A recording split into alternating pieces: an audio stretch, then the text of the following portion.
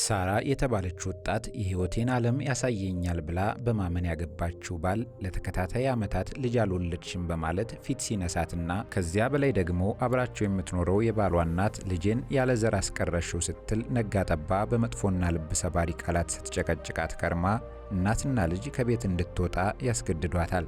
አማቿ በቀጣይ ለልጇ አዲስ ትዳር እንዲመሰርትና ልጅ እንዲወልድ በሚል በራሷ ምርጫ ለአንዲት ሴት ትድረዋለች።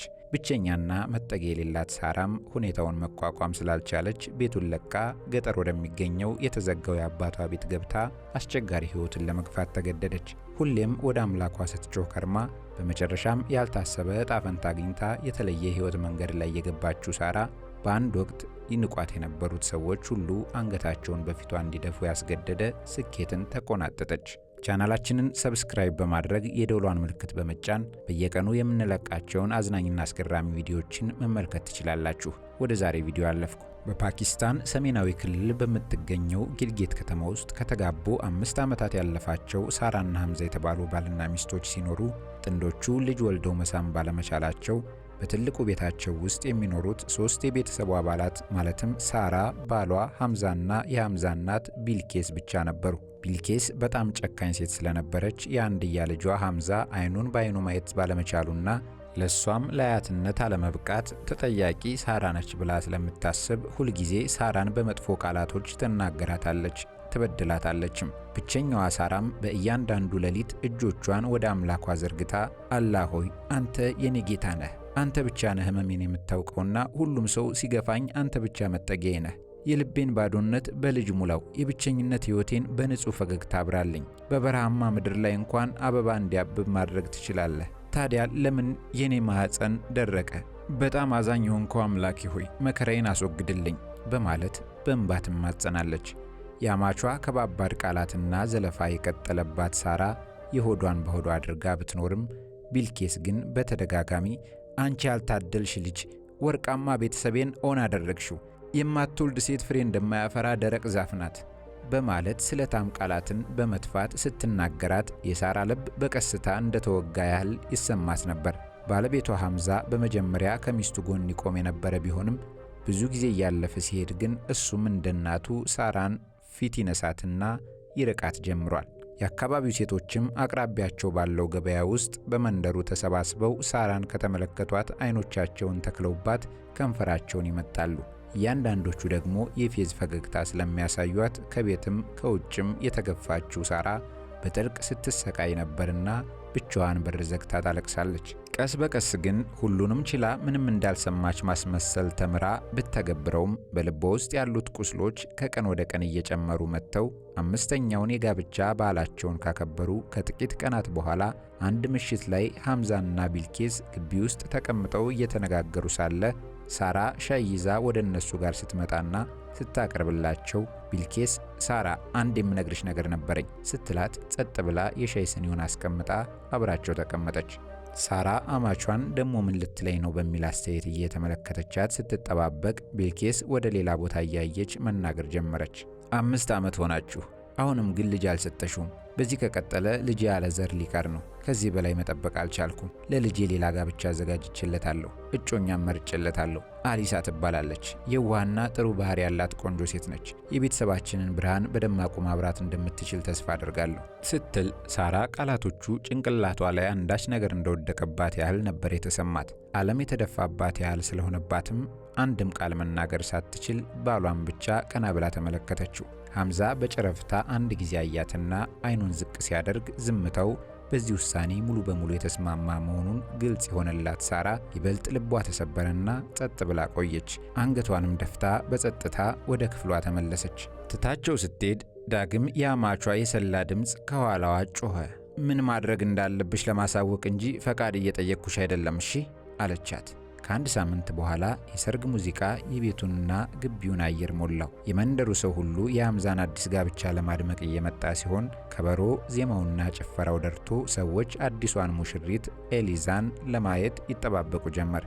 ሳራም በጸጥታ ከማልቀስ ውጪ ምርጫ አልነበራትምና በዚያ ስሜት ውስጥ ስትቀጥል ሰርጓ አልቆ አዲሷ ሙሽራ ወደ ቤተሰቡ ተቀላቀለች። ይህ በሆነ በማግስቱ ሐምዛ ወደ ሳራ ክፍል ገባና ፊቱን በብስጭት ጨፍግጎ በጠንካራ ቃና ሳራ ትሰሚኛለሽ? ሚስቴ ኤሊዛ ከዚህ ቤት መኖርሽን አትወድም። እኔም ቢሆን 2 ሚስቶችን በአንድ ጣሪያ ስር ማቆየት አልችልም። ስለዚህ ወደ አባትሽ አሮጌ ቤት ብትሄጂ ይሻልሻል ሲላት ሰማዩ የተደፋ አባት ያልተሰማት። የሳራ አባት ቤት ከከተማው የራቀና በገጠራማ ስፍራ ተራሮች ስር የሚገኝ ሲሆን ወላጆቿ ከሞቱ በኋላ ቤቱ ተዘግቶ የቆየ በመሆኑ ለመኖር በጣም አስቸጋሪ ነው። አማራጭ ስለሌላት ግን ልቧ ውስጥ ሊቋቋሙት የማይችሉት ህመም እየተሰማት መጠነኛ የግል ንብረቶቿን ብቻ ይዛ በመውጣት የአባቷ ያረጀ ቤት ስትደርስና ስታየው እንባዋ እንደገና ጉንጯ ላይ ፈሰሰ። ከቤቱ ፊት ለፊት አባቷ በአንድ ወቅት በታላቅ ጥንቃቄና ጉብዝና የግብርና ሥራ ሲከውኑበት የነበረ ትንሽ መሬት ቢኖርም ለዓመታት የተቀመጠበት ስላልነበረ ደረቅና የተበላሸ ሆኖ በዙሪያው እሾህና የዱር ቁጥቋጦዎች ብቻ ሞልተውታል። አማራጭ ያጣችው ሳራ ቤት ውስጥ ለብቻዋ መኖር ጀምራ ሁሌም በየምሽቱ ለጸሎት ምንጣፏ ላይ ተቀምጣ እጆቿን አንስታ ብቸኝነት ባደቀቀው ፊቷ አላህ ሆይ ሁሉንም ነገር ታያለህ፣ ሕመሜን ትረዳዋለህ፣ ከአንተ በቀር ማንም የለኝም፣ መንገዱን አሳየኝ፣ ጥንካሬውንም ስጠኝ፣ መከራውንም መሸከም አልችልም፣ አምላኬ ትዕግስቱን ስጠኝ በማለት ከፈጣሪዋ ጋር ትነጋገራለች። ይህንን ነገርም ሁሌም ትደጋግመዋለች። አንድ ቀን ሳራ ምሽት ላይ በሯ ላይ በሐዘን ተቀምጣ ሳለ አንድ ሽማግሌ ሰው ንጹሕ ነጭ ልብስ ለብሰው አየችና አተኩራ መመልከት ስትጀምር ወደ እሷ ጠጋ ሲሉ ፊታቸው በሰማያዊ ብርሃን አበራ። ሳራ ከዚህ በፊት እንደዚህ አይነት ቆንጆና ግርማ ሞገስ ያለው ሰው አይታ አታውቅምና በጣም ተገርማ አፍጥጣ ተመለከተቻቸው። ሽማግሌውም አሰላሙ አለይኩም ልጄ በማለት ሰላምታ ሰጧት። ሳራም በምላሹ የሰላምታ አጸፋዋን መለሰችላቸውና አላወቅኩትም አልበል ስትላቸው ሽማግሌው በእርጋታ ፈገግ አሉና ልጄ እኔን እንድታውቂኝ አያስፈልግም፣ ይልቁንስ ንገሪኝ እስኪ እዚህ ተቀምጠሽ በጣም አዝነሻል እና ይህ ደግሞ ባዶ ቤት ነው ሲሏት በድምፁ ውስጥ ያለው ሙቀት የሳራን ልብ አቀለጠው። ከዚያም ሁሉንም ነገር ነገረቻቸው። ህመሟን፣ ከቤቷ መገፋቷን፣ ውርደቷንና ልጅ አልባ መሆኗን ጭምር። ሰውየው ሁሉንም ነገር ከሰሙ በኋላ ትንሽ የጨርቅ ከረጢት ከቦርሳ በማውጣት የሳራ እጅ ላይ እያስቀመጡ በዚህ ከረጢት ውስጥ ያሉት አንዳንድ የሻፍሮን ዘሮች ናቸው። ባለችሽ ትንሽ መሬት አስተካክይና ዘሩን በአላህ ስም ብለሽ ዝሪው። ከዚያም መሬቱን በትዕግስትና በእምነት መንከባከብሽን ቀጥይ፣ ታያለሽ፣ ቀን ይወጣልሻል አሏት በሙሉ ልብ። ሳራ ተስፋዋ ሲለመልም እየተሰማት ዘሩን ተቀበለችና በእንባ ጭምር አመስግና ከተለያዩ በኋላ ከዚያን ቀን ጀምሮ በአዲስ ቁርጠኝነት መሬቱን የማዘጋጀት ሥራ መስራት ጀመረች። ይሁን እንጂ ለብዙ ጊዜ የተተወ መሬት በመሆኑ ለማፈር ለማግኘት ትልቅ ፈተና ሆነባት። ቀድማ እሾሁን አጸዳች፣ ድንጋዮቹን አስወገደችና ጠንካራው አፈር ተወግዶ እስኪለሰልስ ድረስ ስትታገል እጆቿ ሻካራ ሆነው ውሃ ቢቋጥሩም እሷ ግን ተስፋዋን በፈጣሪዋ ላይ አድርጋ ስራዋን ስትቀጥል ብቻዋን ስትሰራ ያዩት አንዳንድ የመንደሩ ነዋሪዎች ይሳለቁባት ነበር። ከሳምንታት በላይ ደከመኝ ሰለቸኝ ሳትል ከመሬቱ ጋር እልህ አስጨራሽ ጥረት አድርጋ ካዘጋጀች በኋላ በአላህ ስም ብላ ዘሩን ዘራች። ለሻፍሮን እርሻ በጣም ጥሩ ወቅት ቢሆንም ዘሩን ከዘራች በኋላ ለቀጣይ ሳምንታት አንድ ቡቃያ እንኳን በመሬቱ ላይ ሳይታይ ቢቀርም ሳራ ግን በየቀኑ ተስፋ ሳትቆርጥ እንባዋን እያፈሰሰች በመጸለይ የሚሆነውን ስትጠባበቅ፣ ሽማግሌውም ትዕግስት አድርጌ ያሏትን እያስታወሰች መጨረሻውን መጠባበቋን ቀጠለች። አስከትላም መሬቱን መንከባከብ፣ ውሃ ማጠጣትና አረሞቹን ማጽዳቷን አጠናክራ በመቀጠል ስራዋን ምንም እንከን የለሽ ለማድረግ ስትተጋ ቆይታ አንድ ቀን ሌሊት ከባድ እንቅልፍ ውስጥ ወድቃ በነበረችበት ሰዓት በህልሟ እኛን አዛውንት በሜዳ ላይ እየተራመዱ መጥተው በእጃቸው ሰብሉን በእርጋታ እየነኩ ሲመለከቱት ወዲያው የሻፍሮን ተክሎች ከመሬት ላይ ቡቃያና ረጃጅም አበቦችን ማውጣት ጀመሩና መሬቱ በደማቅ ቀይ የሻፍሮን አበባ ተሞላ። ቀጥሎ ግን የንጋት ሶላት ጥሪ ድምፅ ከእንቅልፏ ቀሰቀሳትና በፍጥነት ተነስታ ተጣጥባ ለሶላት ቆመችና ከጨረሰች በኋላ ጸሎት አድርጋ ወደ ውጭ ወጣች። ከዚያም ረጋ ብላ ወደ እርሻው መሬት ስትመለከት ባየችው ነገር የራሷን አይን ማመን አቃታት። ህልሟ ወደ እውነት ተለወጠ። ትንሽየው መሬት በሐምራዊ የሻፍሮን አበቦች ተሸፍኖ ነበር። አበቦቹ በንፋስ ውስጥ በእርጋታ እየተወዛወዙና ከእያንዳንዱ አበባ ውስጥ ጥልቅ ቀይ ክሮች ሲታዩ የሐዘን ዘመኗ መጨረሻ መሆኑን በማወቅ በእጅጉ ሐሴት አድርጋ ወዲያው በስግደት መሬት ላይ ወደቀች።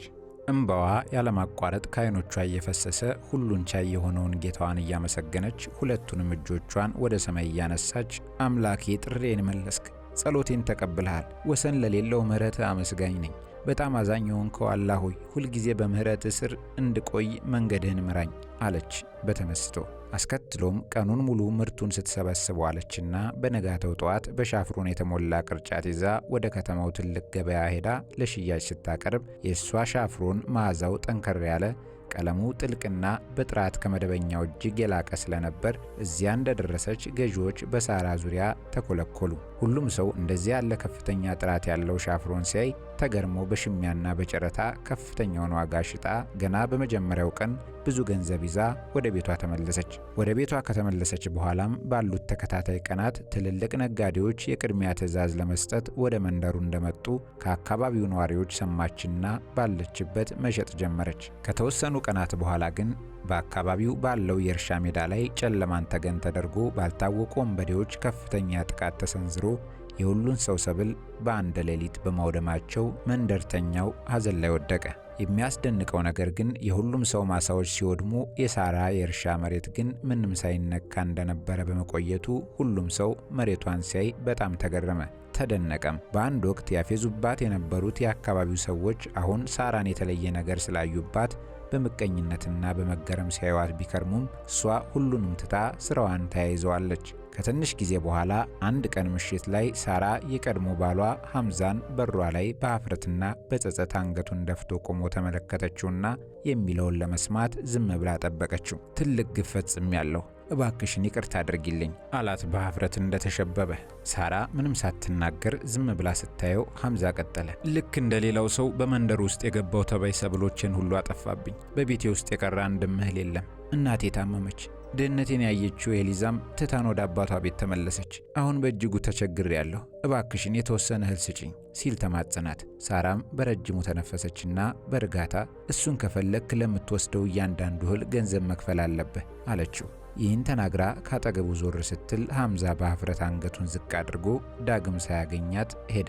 ትልልቅ የከተማው ነጋዴዎች ሻፍሮን ለመግዛት በግብርና ምርቷ እውቅናን እያገኘች ወደ መጣችው ሳራ ጋር መምጣት ሲጀምሩ በዚያው ልክ ገቢዋ እየጨመረ በመምጣቱ ንግዷን አስፋፍታ ባገኘችው ገንዘብ አሮጌ ቤቷን አፍርሳ እንደ አዲስ ባማረ መልኩ ገነባችውና ምርጥና ዘመናዊ ቁሳቁሶችን አሟልታ የተደላደለ ሕይወትን መግፋት ቀጠለች። ሳራ በታታሪነቷና በስነ ምግባሯ የተነሳ የሰዎችን እምነት እያገኘች በመምጣቷ በመንደር ውስጥ በጣም ሀብታምና በጣም የተከበረች ሴት ስላደረጋት በእያንዳንዱ እርምጃዋ ለዚህ ያበቃትን ሁሉን ቻይ የሆነውን አላህን በማመስገን ድሆችንና ችግረኞችን ትረዳለች። በአንድ ወቅት ይሳለቁባት የነበሩት አንዳንድ የሰፈሯ ነዋሪዎች ሳይቀሩ አሁን እርዳታዋን ሽተው ወደ እሷ ጋር መጡ።